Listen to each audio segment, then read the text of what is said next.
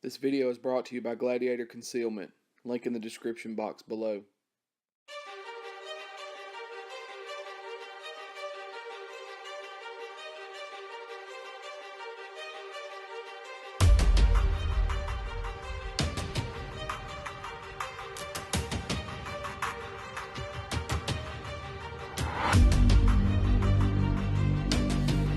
M&P Shield, 9mm, with thumb safety.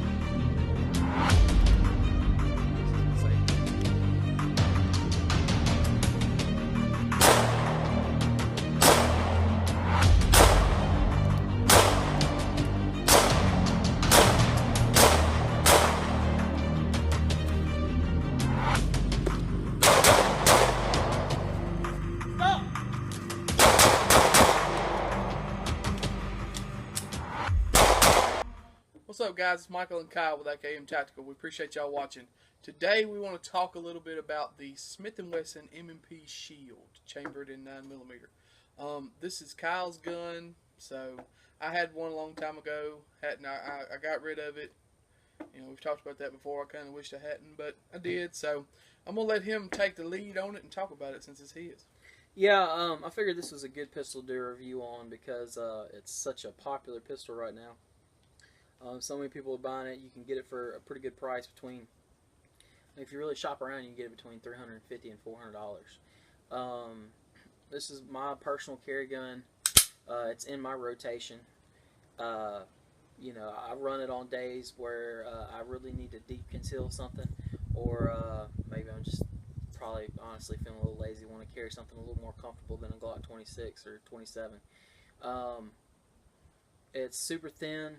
Like right around an inch thick. It's got a pretty small imprint. You know, back here is really where you worry about concealing a gun. It's pretty short in the grip.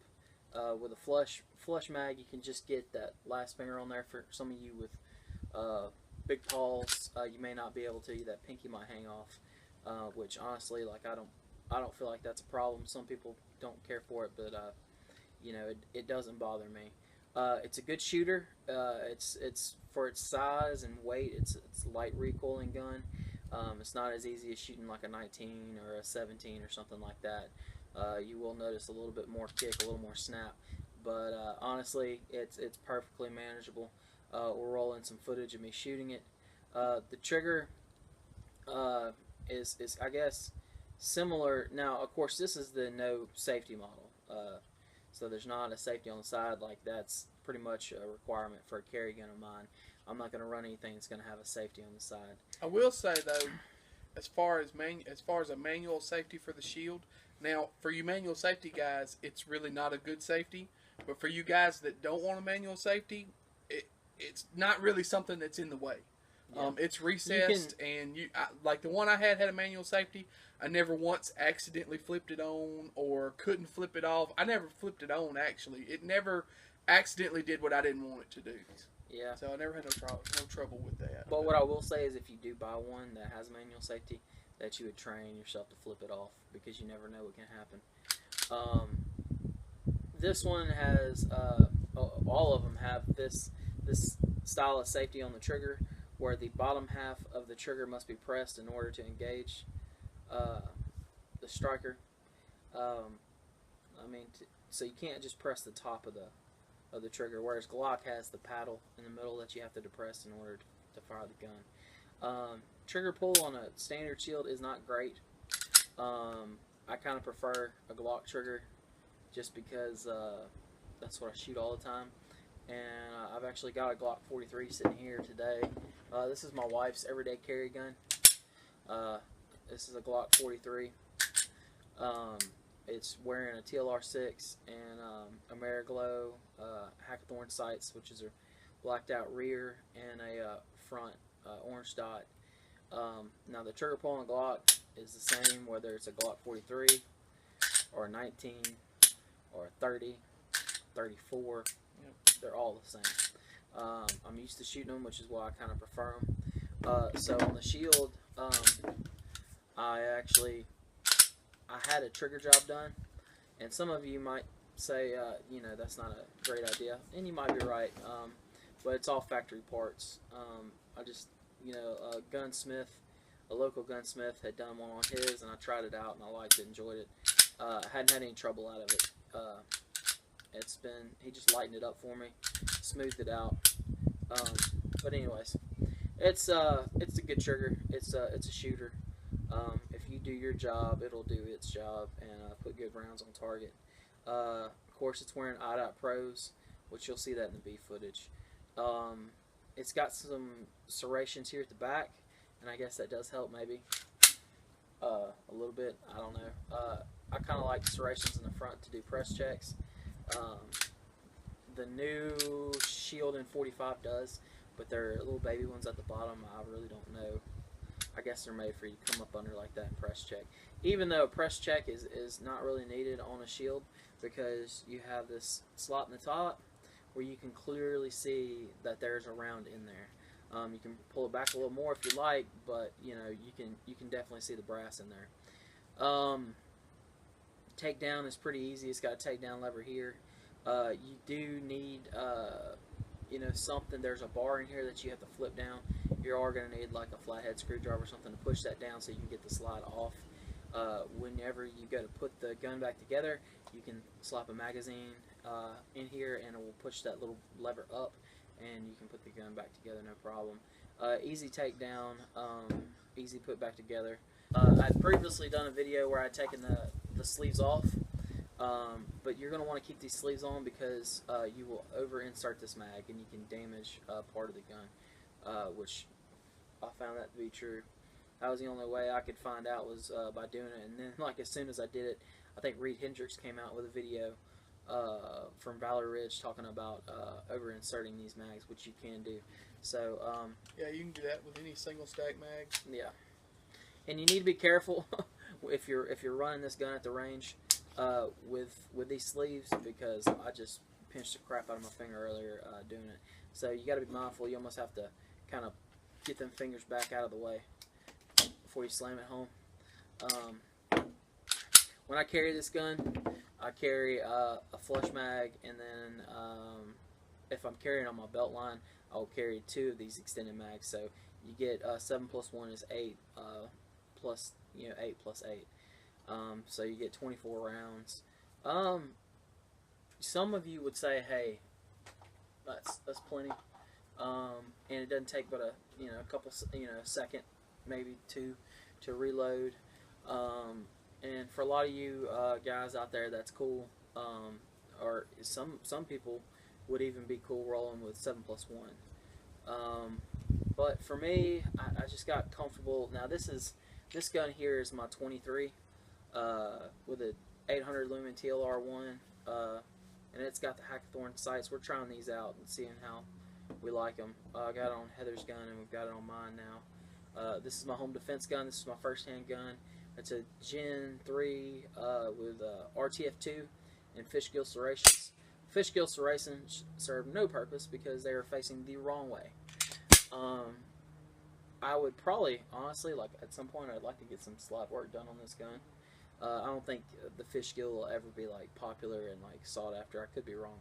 But anyways, the benefit that you get out of carrying a gun like this. Now, of course, my carry gun, I don't carry a white light on it, but most of the time I carry a gun this size, and there's all kinds of pros and cons as far as carrying it goes. Sorry, I just turned on my light, but this one is obviously easier to carry, easier to conceal, but man, after doing so much shooting and running drills, like, I just felt so much better about carrying 15 plus 1 in my gun, and then having a 17 round backup mag. If there's an active shooter scenario, or if I was trapped in a movie theater, or somewhere like that, like, I could put several rounds down downrange before I ever have threats. to multiple threats. The list goes on. And I think actually the multiple threat drill that we were doing, that's what changed you. Yeah, what kind of changed my mind about that. But at the same time, though, I still believe that this one has its niche. I think Michael's kind of coming around to that too. Michael shot my wife's gun today and was fondling it a bit. Yeah. And he, he's kind of thinking about it himself. Now, the argument is that I can hide this just as well as I can hide a 43. I'm sorry, a 26. Yes and no. When you carry a 26 in your pocket, that's a hunk of metal, sticking out there. Yeah, this would definitely be a lot easier for like a pocket carry. Yeah. Or this. something like that. Yeah. Well, this one, yeah, because of the grip length. The grip length is longer on the Shield. I actually did pocket carry a 43 one time. Went to the zoo with some family, and my cousin had a 43, and he was like, "Hey, I don't have my concealed license, but you wanna carry this thing?" And I was like, "Sure, man." So he had a little pocket holster, and I pocket carried it, and dude, like, it was gone, completely gone. Yeah. So it is great for that. Yeah, and another thing is like carrying in a belly band. Yeah. Yep. You're gonna want something small like this. If I do carry my belly band, it's this gun. It's not. I'm not throwing a 19 in a belly band. Yep. I could also see like ankle carry, gym carry, that kind of thing. I could see this thing shining for something like that. Deep concealment. Very, very super deep concealment. Yeah. You throw it on your waistline, which I carry mine on my waistline. I'm EDCing this in the Lag Tactical holster, and man, you talk about concealing it deep and concealing it comfortably. .06 Kydex disappears, no trouble, super comfortable. Doesn't really add a whole lot of thickness to your belt line either. And the same thing goes for the Glock 43. Honestly, like when I bought my Shield, Glock did not have a single Stack 9 available, and had it been available, I would have probably bought it just because it's a mini version of my 19, of my 23, of my 27. The controls are exactly the same. The ergos are pretty much the same. The trigger is the same. You go and polish your trigger a little bit in a Glock, and that's all we do to it. We run it stock. So had I to do it over again, I probably would have bought a 43. And there's even been times where I've thought about getting rid of my Shield and getting a Glock 43. For you guys out there that maybe you have one, I don't think that's necessary. I don't think it's worth switching everything over and doing all that. I don't think you need to go that far. But if you're a Glock guy, I'd probably go with the Glock. If you don't like Glocks, which a lot of people don't, people that watch this channel don't, maybe the Shield's more your flavor. But either way you go, the Shield is a good gun. It's been carried enough now and shot enough now that it's proven. For a couple of years, this has been like a massive seller. I'm sure it's Smith & Wesson's #1 handgun seller for sure, if not their overall best seller.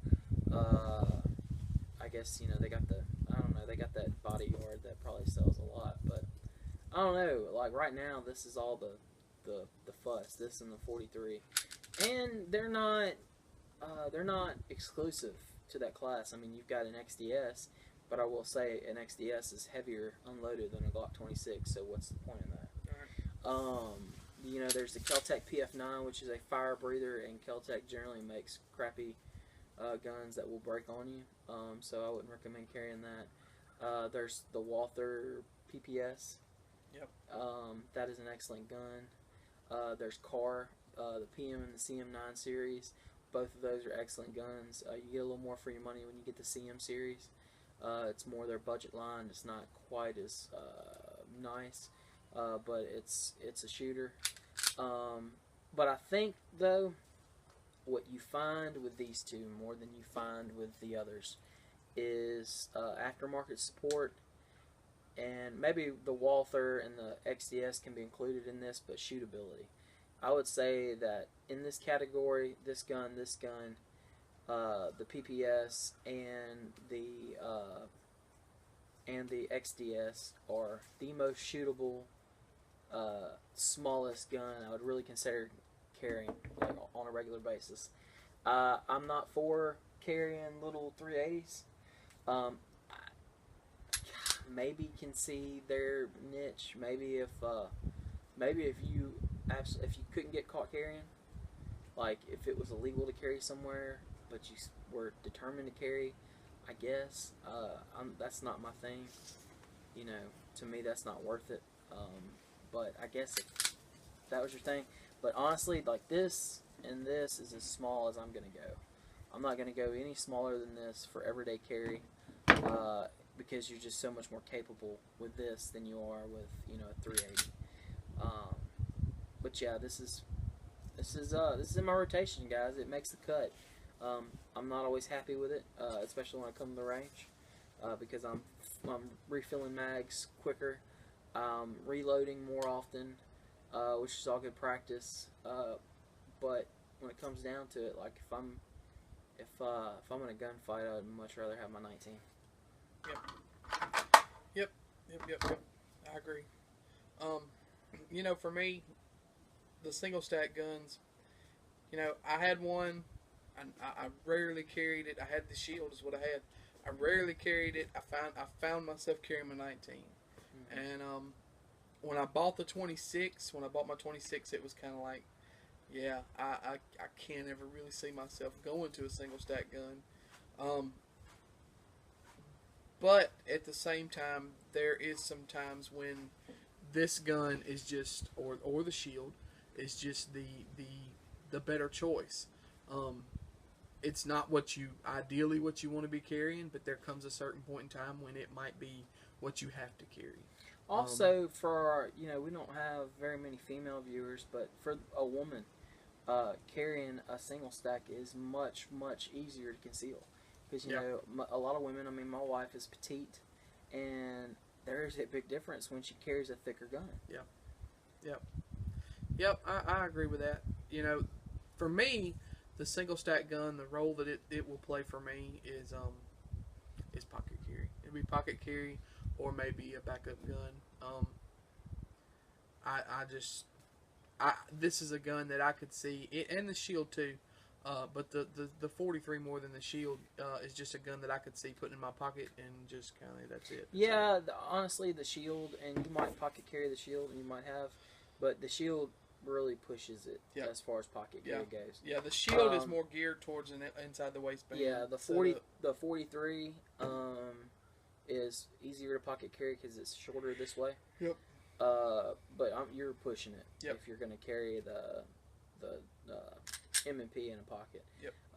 Which is another reason why you might would go with a Glock 43. With a Glock 43. And like I said, if I had I bought, like, had this been available when I was looking at this one, I would have bought this one, even though you get one less round. Yep. You know, there's all sorts of aftermarket support now where you can get +1, +2, +3 base pads. You know, with extensions for you guys that feel like you got to have your pinky on the gun. I don't know why, but you know, it is available. So there's really not a big difference, guys. It's apples to oranges. Well, no, it's not. It's apples to apples. It's apples to apples. It's you know, it's a coin flip, honestly. And it just depends on what flavor you like, man. Yep. You know, you like chocolate, you like vanilla. Yep. You like strawberry swirl. I don't know what you like. Rocky Road. Like Rocky Road, you can throw all kinds of crap on the gun. You know, TLR6 sights. You can't throw RMR on there. It's not wide enough.